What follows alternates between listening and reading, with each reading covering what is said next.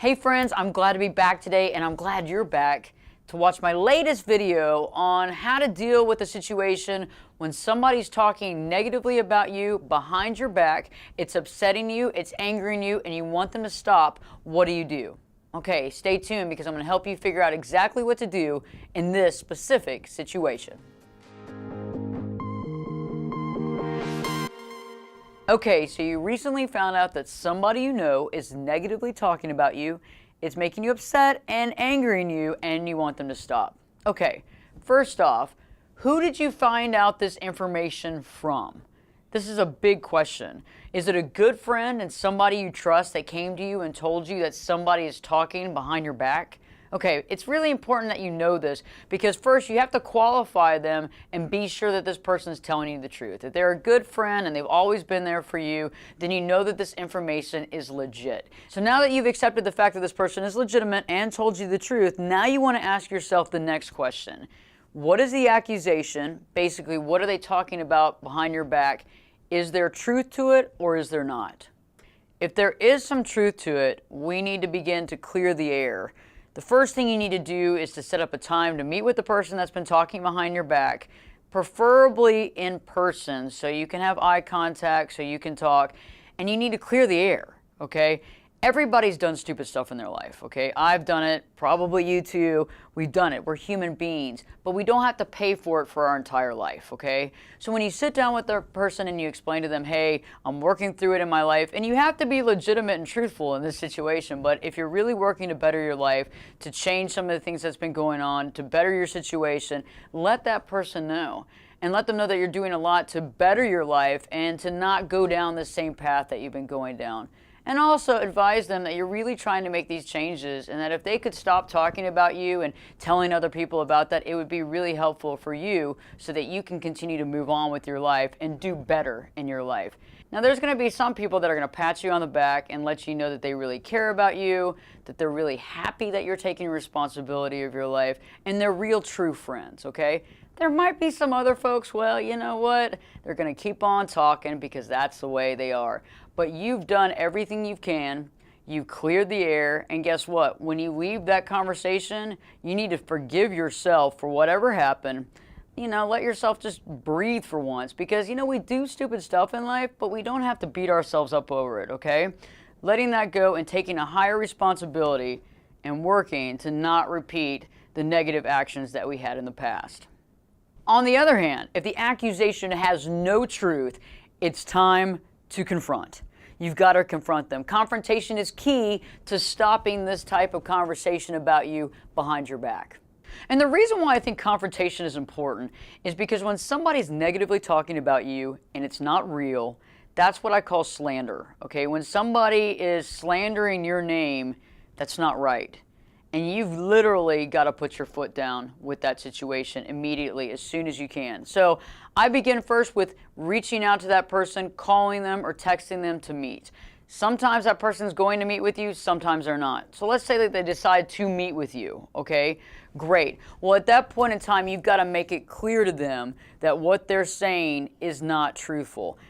And you've got to explain that you heard that from somebody else. Now, this is a very delicate situation here, okay? You can't just sit there and say, oh, hey, so-and-so told me what you said. I can't believe you said that. You know, that's bullshit. You know, what the heck are you thinking you're talking about? You can't throw the friend that told you about it under the bus because what happens in that situation is if you tell about that to the person that's slandering you, they're going to go back and have an issue with the friend that's in the middle. And also your friend's not going to tell you anything anymore because they don't want other people to not like them or to think that they're just going around gossiping and talking. So you've got to not shoot the messenger on this. You've got to keep quiet with the person that told you about this in confidence. And so when you're meeting with this person that's slandering you, you need to say, hey, I know for a fact that you've said X, Y, and Z. Okay, why would you do this to me knowing that this is completely fabrication and completely untrue? And you've got to put them in the hot seat, okay? And you've got to let them weasel out or whatever they're going to say. And what's going to happen is you're going to scare them so much because of the fact that you've told them exactly what's going on. You've literally taken the BS out of the room and you're confronting them head on, okay? And when that happens, usually someone's probably not going to talk to you again. They're definitely probably not going to talk about you anymore because they're kind of scared of you. And that's not a bad place place to be at, okay? When somebody's slandering you, they're doing that as a bullying technique, or they're doing that because they thought you would never find out about it, or that you're not strong enough to actually confront them.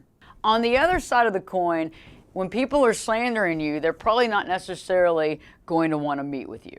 Okay, so you're going to have to be able to find them in a certain social situation. And you can't think about this all day and night. You kind of have to let this matriculate. The universe is an interesting situation. When somebody's doing you wrong, somehow or not, oftentimes, more than not, things come around. Okay, so you might actually run into them at an event or at a restaurant. As far as confrontation is concerned, I don't like to use that very often, but sometimes it's strategically needed, especially in the situation when somebody's talking negatively about you and it's a complete fabrication. Because you have to let them know that you're not going to stand for it. You have to let them know that they have to stop, or that you will expose them as the fraud that they are to everybody that they know. The public confrontation is best for this. It normally stops people in their tracks, and pretty much from then on out, they're not going to be anywhere near your radar. Remember, we got to forgive people, even though they do bonehead things, okay? So forgiving the situation, forgiving them, letting them go, not holding on to any more resentment, and not letting that take up your headspace. I mean, we have so many more things to do in our life. We don't need somebody's negative comments that don't have any validity to take up our headspace and get us off target from our job, our responsibilities, our family, and our true friends, right? So I wish you the best of luck in the situation. And I know that things will work out if you just follow these steps. Okay, so this is a new segment in my video. I like to highlight subscribers' questions from previous videos and answer those right here. Okay, so the latest video that we just did last week was titled, "Are they seriously into you or just playing games?" Thank you, Robert, for your comment on the last video. Robert states, "I have just gotten out of my first engagement. It has been hell with a BPD female. Now I have seen this crazy men going their own way movement, and it has really made me wonder about conventional dating. I want to make someone happy but not get thrown into the nice guy trap. Why is this so difficult? And why does this video seem to be all about the signs to becoming a friend instead of becoming a potential partner?" Thank you for your comment. Great question, Robert. Okay.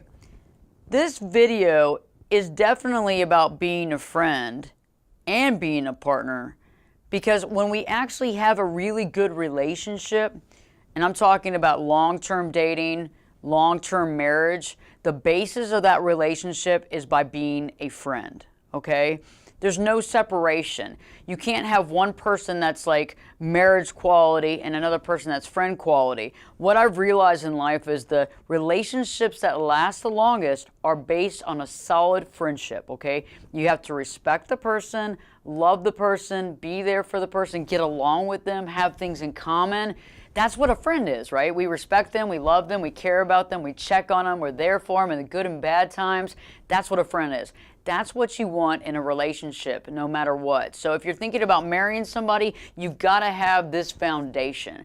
I consider the friendship as a solid foundation, because later on down the road, when there's tough times, right, what do you fall back on if you don't have a friendship? There's nothing. There's nothing to fall back on. And so that's why you always want to have a relationship that's romantic, based on a solid friendship, so that when things go wrong or there's tough times in life, you can still laugh, you can still connect, and guess what? You still respect each other and you love each other at the core. Those are the relationships that last the longest, because there's so many different awesome facets to them. It's not just one thing, right? Because when we're in love with somebody just sexually, or there's something about them that we like, but we haven't really developed that relationship, those relationships don't last very long, and we eventually realize that we don't have very much in common and that we weren't really friends to begin with. Thank you so much for that question and comment, and I hope that I've answered your question. Okay. So now I want to ask y'all a question. If you haven't already subscribed to my channel, please do. I really appreciate it. And for everybody that has, thank you so much. And everybody that's sharing this content, I appreciate it as well. But going back to what I was talking about today, I have a question. Here's the situation. I want to know your perspective and your thoughts on this. So a good friend of yours comes to you and tells you that somebody's been talking about you negatively. They go into full detail exactly what they've been saying about you, but that same friend won't tell you who's been talking about you. What do you do? How do you deal with it? Please comment in the section below because I want to hear your perspective and I want to hear your thoughts. I hope this information has helped you. Negative gossip is never a fun thing, and I hope that you're able to overcome this, get through it, move on, not let it take a lot of your mind share, and continue to live your true life.